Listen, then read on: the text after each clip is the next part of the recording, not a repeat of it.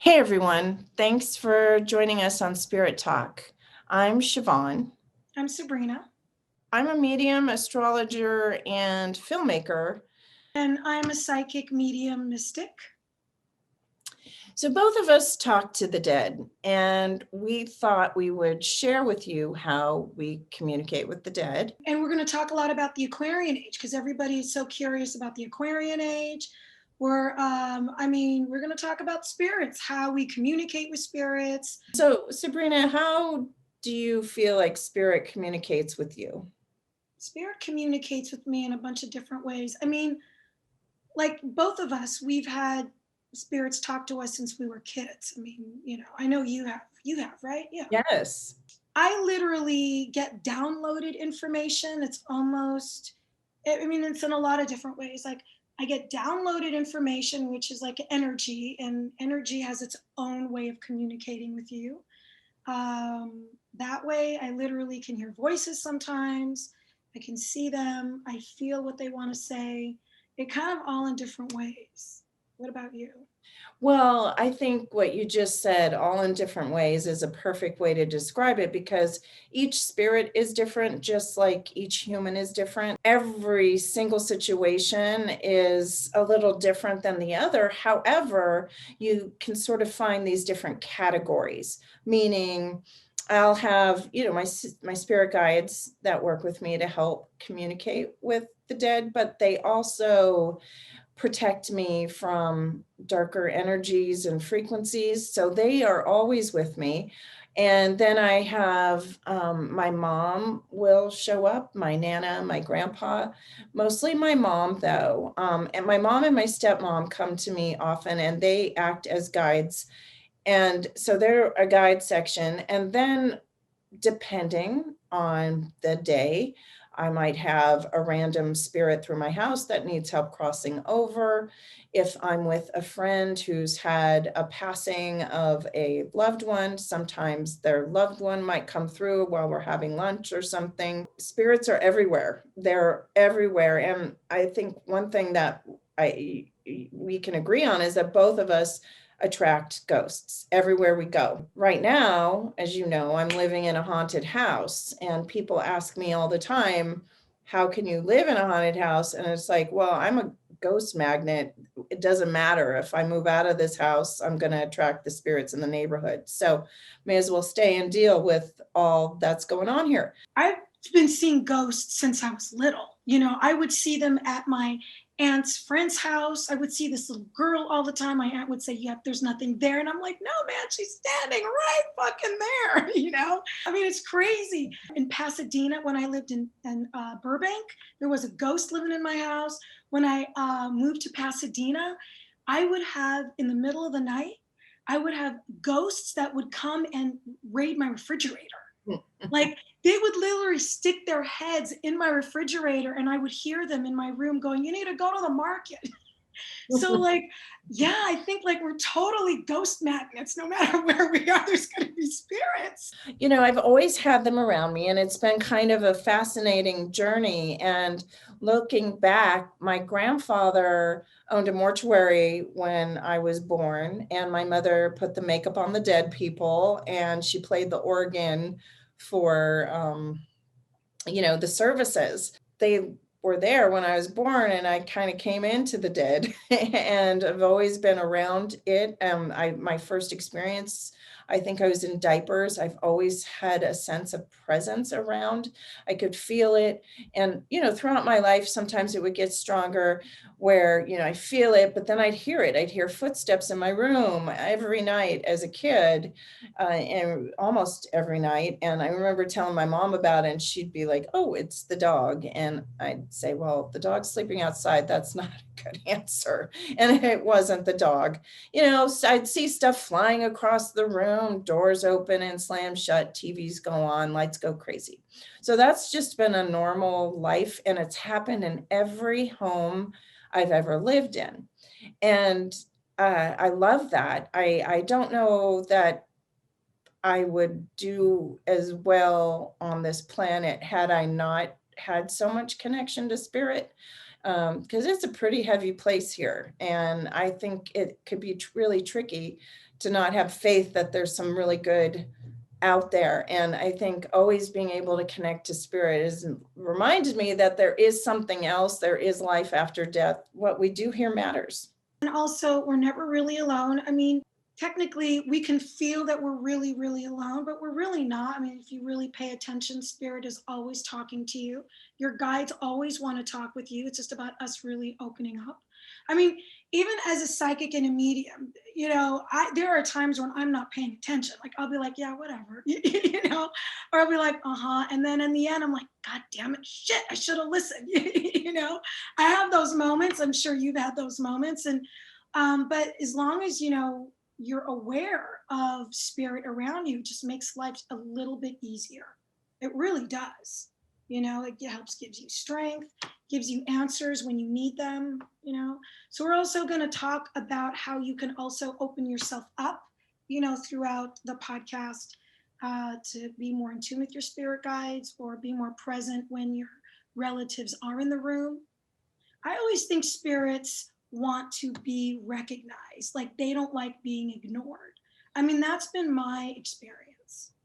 I also believe that spirits make themselves known to those who can see them, because not everybody can see or sense spirits. And I sensed them before I could see them, that presence, that chill, that eerie feeling that there's somebody watching you, and then, getting a vision and having it come true. Oh yeah, that like not everybody can see spirits, not everybody senses them, which is true. So when we talk about it, we're going to share with you how we communicate with the dead. And that doesn't, we don't want to scare you, because ghosts are real. They are everywhere. If you are a ghost magnet like us, you know that already. But you don't have to be a ghost magnet to connect to spirit, or to have a spirit connect with you, because there's a difference between psychic ability and being able to talk to the dead. They're different frequencies. Psychic ability, you can really tune into somebody else and what their needs are, what's going on with them, what the future might be, and that sort of thing. Medium, you're tuning into somebody that's passed on, and it's a whole different frequency. So unless you've learned how to connect to it, or unless you were born this way, which we were, not to be cliche, but we were born this way, unless you are, really aware of it, it's not always going to be easy to decipher. So we want to sort of help you understand, if you have a spirit in your house, a lot of us are home now all the time. So you might be noticing that there is activity going on. So we're going to share with you what we do when we have it and how we live with it. I love it. I mean, I love spirits. I mean, there's a lot of ghosts actually in my building. And at night, like in the hallway, if I'm going to walk the dogs late at night, or if I'm taking trash out, it's really eerie. And I can always feel, like you were saying, like not really see them, but feel them walking up and down the hallway. And it can be a little eerie, Ooh, yeah, it can. It can be very eerie. That's and there's always a spirit in the elevator. I always see the same tall spirit in the elevator, and I'm like, yo, dude, peace out. How you doing? Like, and I don't know who he is. He feels like he's either a guardian for the building or something, which, we could use, because the building is kind of weird. It always gets broken into sometimes. I'm like, thank you if you're here to protect us. If someone were to ask or wonder right now, what's the first thing that you would do if you're feeling uncomfortable with the spirit in your house? Which I've had this happen often. I've had it happen in my house. I've had some dark energies jump in my house. My house sits on a vortex. So, but the audience doesn't know that I have a slew of spirits that move through my house on a daily basis. This house sits on a vortex that crosses spirits over. So spirits come from all over to help cross, usually in the neighborhood. When I've traveled around the world, I've been in different countries, like Ireland. Well, Ziggy wants to say hi. You want to say hi? Oh, Ziggy. Hi, baby. Oh my God, he's so cute. He's like, what are you doing, mama? So, I've traveled to Ireland and London and Paris, and here's Teddy. Hello. And Rome, and I've had ghost activity everywhere I've gone. I just love the spirit activity, but when it gets scary, what do? The first thing I do, very first thing, if I'm in the house alone and nobody's with me and I'm getting some kind of activity, I'll always light a lavender candle. That's the first thing I do. The scent, I don't know why, but the dark energy does not like the scent of lavender, and it sort of, anything dark always dissipates right away. What about you, Sabrina? What would be the first thing you would do if you were dealing with a dark energy? I start screaming, who the fuck are you and what are you doing here? It's terrible. Well, you know, what my guides always told me is you never want the spirit to know you're afraid of it. So don't be afraid. Go on defense, you know? So pretend that, you know, like, what are you doing here? Confront it. So sometimes if I feel really threatened, I will yell and say, I'm not afraid of you. If you're not from the light, you need to leave, and I command you to leave. If you're from the light, you can stay as long as you tell me what you need. And then I get the sage and I start saging. And then if I have a lavender candle, which actually I really need to buy lavender candles, like, because I remember you talking about lavender candles where that demonic energy was in your basement. Yes. And listen, I'm telling you, Siobhan's house is fucking haunted. I think it's awesome. There's always something going on in the kitchen. I love the kitchen. The kitchen has friendly spirits. I love the spirits in the kitchen. But I do have to get more lavender candles. And then I start saging, you know, to just try to clear the energy. I do the sage too, but like I find that the candle is my quickest response, because the scent gets out there right away if it's dark. You know, if it's something dark. Now, sage I will use too. I've had some people go, oh, sage doesn't work. You know what? That's BS. It does work. What it does do is it clears out negative energy right away. So it's not going to completely get rid of a ghost. And that's what some people have to understand. Ghosts in a way are like pests. You know, you have say you've got rats in your house or something, and you have an exterminator come and remove them, or however you get rid of them.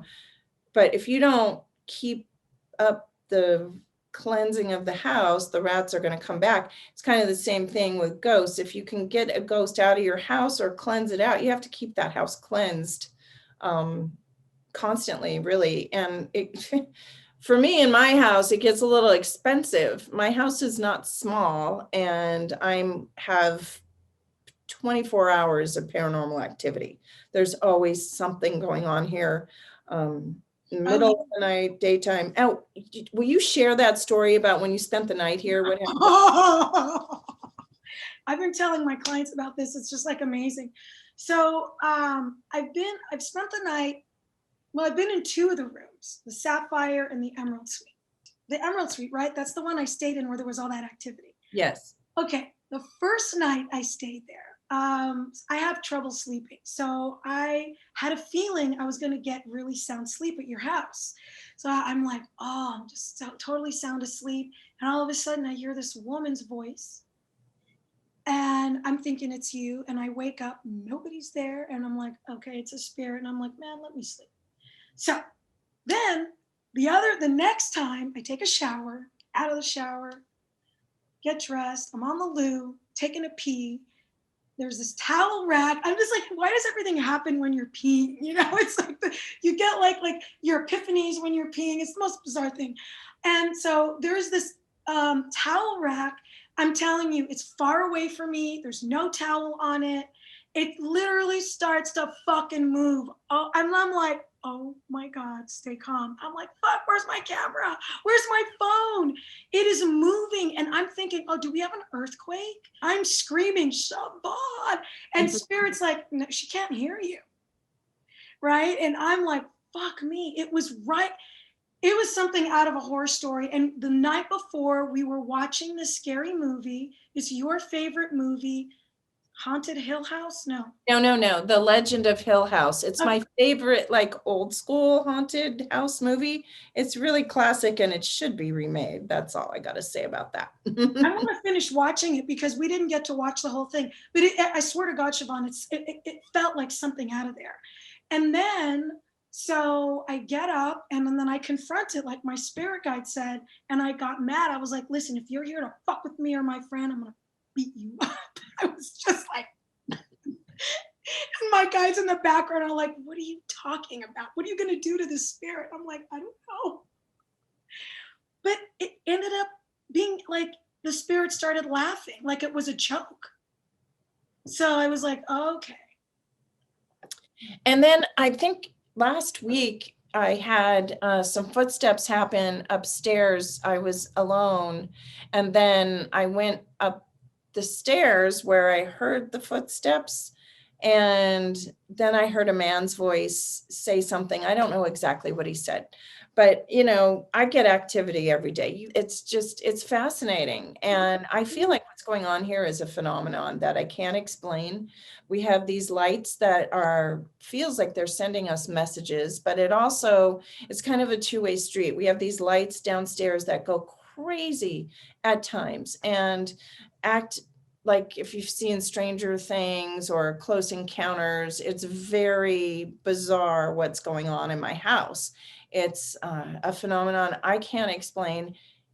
Or here's my theory about it, based on my meditations and the years of dealing with it, is that we have these lights where there's almost like this frequency coming through the lights. It's like a pulsing where the frequency of this planet has been so low. It's almost like this sort of heavenly energy that's coming in, as well as the spirits moving out and crossing over. So it kind of feels like a little bit of both. Kind of like a balance almost, right? So it's sort of like as one person is leaving the planet, maybe there's some light that's coming onto the planet, or it's like a yin yang ish type of energy, is what it feels like. Mhm. Yeah. Yeah, I mean, the way that I understand spirit crossing, when you pass away, it's very much like the movie Ghost. How well you do here on the planet kind of puts you up to either a higher level, or dark things might take you away to a darker place. I know that both exist, and there's layers within each, if that makes sense. So, like, if you've done well, and it's like school, we're here on Earth school, and how well we do here is where we graduate to on the other side. And everything we do here does matter. It does. Yeah, it does. It totally does. My guides always talk about energetic imprints because Siobhan, I know you always talk about, your how your thoughts are really powerful. And so Mhm. like everything that you put out into the world, your thoughts, like they can come back at you, or, it creates your environment of where you are. And I always think about you when I'm like going into like the dark, I'm like, fuck, I better like rethink my thinking. But then, the things that we do here, the actions that we take, they leave these energetic imprints. So anything that we do on this planet is going to leave a mark. It's like, you do something negative, somehow it's going to leave a negative mark here on Earth, right? Or so what do you want to do? Do you want to leave negative imprints? Or you want to leave positive ones in a way? So it's kind of like the same thing. What has been so tricky about the last 4 to 5 years is there's been so much negative thoughts and thinking and negativity from everyone, and not negativity meaning fearful too. There's been a lot of fear in the world, and it's kind of surrounded the world. And I really always have sort of felt like 2020 was a little, there were so many things going on where we are mostly being forced to go within and be ready for change, because we are in the age of Aquarius. 2020 sort of prepped us to it. And when in December, when Saturn and Jupiter went conjunct, it was like a really positive shift with those two together, kind of like a birthing. And so we had sort of 9 months in, and then now we're in a new phase of life, and it's new. And if we can kind of look at life with a childlike eye and mind, and not be stuck in the patterns of the way we used to do things, or who we used to be able to hang out with, being able to really let go, because if we don't let go, if we hang on to what was, what, wasn't working probably anyway, it was kind of like a breakdown into a breakthrough. And we're in this breakthrough time where, what does that mean? Well, it's kind of like a rebirth where it's a whole new beginning right now. And we have choices, we have opportunity, and that all comes with our thought process. And our thoughts create things. Thoughts produce energy, and everything starts with a thought. Everything, you know, Yeah. this computer started with a thought. The house was started with a thought. Everything physical starts with a thought. And we forget how powerful our thinking is, how powerful our energy is. And we forget as humans that we produce energy and we intertwine. That's how you and I, as mediums, as psychics, intuitive people, we pick up on other people's energy. And yes, it's unseen, just like oxygen and gravity, but it exists. And there's all kinds of things that exist in the invisible. And if we can open our eyes and open our hearts and open our senses, because we have to get into a place of change. I think one of the biggest problems we are having in the world, this is my biggest pet peeve, is that we keep categorizing, the left, the right, they think this way, they think that way, black, white, they think this way, they think that way. We're all each individual humans with a soul here to grow and learn and experience good things. I mean, the biggest goal in this life is to learn how to love. And there's been so much hate, and that hate and fear and negativity brings the frequency down. And it's kind of like been walking through quicksand. 2020 felt like I was sleeping through quicksand. The energy was so thick. I was exhausted. How are you? How did you handle 2020? I meditated a lot, literally, like downloaded a lot. To me, I felt like I was being dragged by the mud in a truck. That's how it felt. Like, seriously, I'd wake up and I'd have these dark circles and I'd be sleeping. Like, shit, I got 9 hours of sleep. It was heavy. It was hard. It was really hard. I agree with what you're saying about how we have to shift our consciousness. I mean, we are now in the Aquarian age. The Aquarian age, Aquarius, and Siobhan, you know this because you have a lot of Aquarius in your chart. Aquarius is about humanity. It's about coming together. It doesn't see color. It doesn't see, Democrat, Republican, independent. Doesn't give a fuck, right? It wants to blend. It wants everybody to work together. It wants to have fun. It wants to be fucking free. In other words, you want to wear a fucking red wig and a yellow tutu and green tights and walk down the street, fucking do it. Seriously, it's like that. It's that energy. It's like we have to be free with ourselves. We have to be free with our minds, but we have to be in the light, not fear yourself, not fear the future. Because my guides always say the future is in each moment, because how can the future happen if you don't focus on what's happening in the moment, right? Because every choice we make creates what we're going to do in the future, right? Absolutely. And so I think it's really, really important right now to take the time that the universe is forcing us to do to be more alone. We are more alone than we ever have, but are we? And I know that you and I know that we are not alone. I don't know that a lot of people out there know that they're not alone.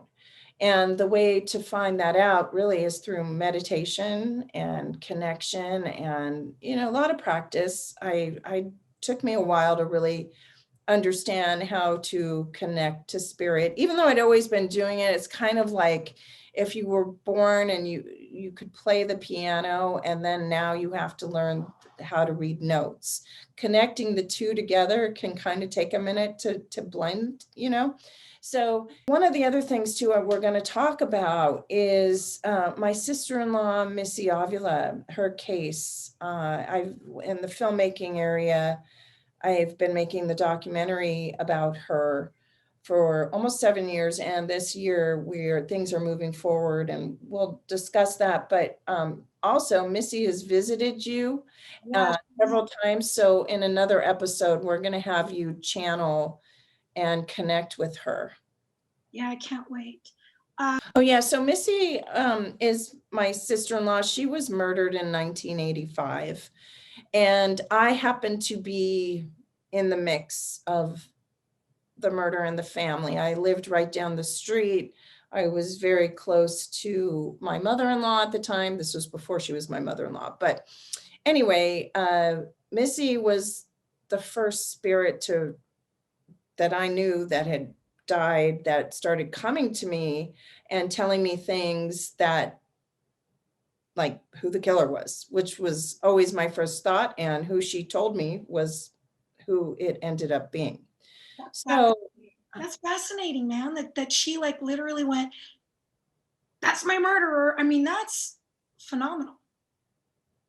yeah, the murderer was staying in the house with my mother-in-law, and I was there too. So I got to witness all kinds of behind the scenes. And then now it took 3 years before the killers were found. And the main killer was Missy's best friend they knew each other since they were 8 years old. And Laura Doyle, so her best friend, Karen Severson, killed Missy. Then she rooked Laura Doyle in to help with the murder. And there was a third girl, Eva, who was a participant, but Eva was the one who came forward, and she told on the other two, because Eva did not take part in the murder. But anyway, so they went to prison. They served 24 years in prison, and then they were released in 2011, 2012. And then Karen Severson, who was the mastermind of the crime, who was the Charlie Manson of the crime, how I always call her. And she wrote a book about Missy. And I found out about it. It was under an alias name. Then about 6 months later, she wrote another book, not under an alias name, all trashing Missy all over again. And there's no law in this country, la, la, la, la. That's part of what my documentary is about. And Missy's spirit has been around. She's been with me through the whole making of the documentary. I actually even went up to the murder site and spent 2 nights up there. There's some cabins in the woods. There's some stories I can tell about that.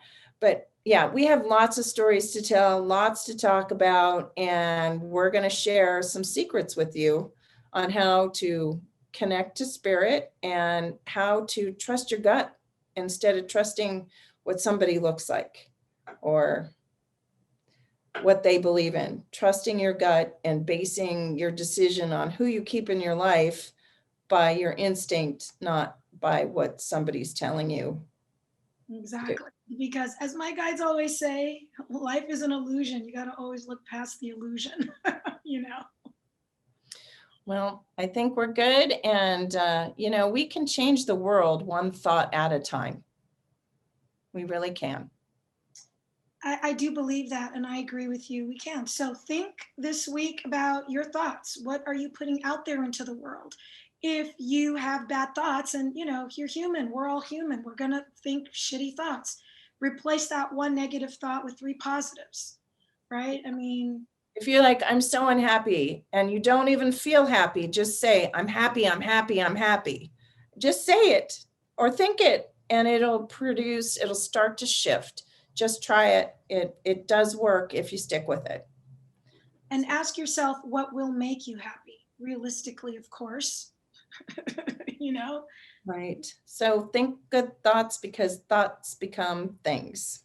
Yes. I hope you guys have a beautiful and magical week, and we'll see you next week. Peace out. Peace out.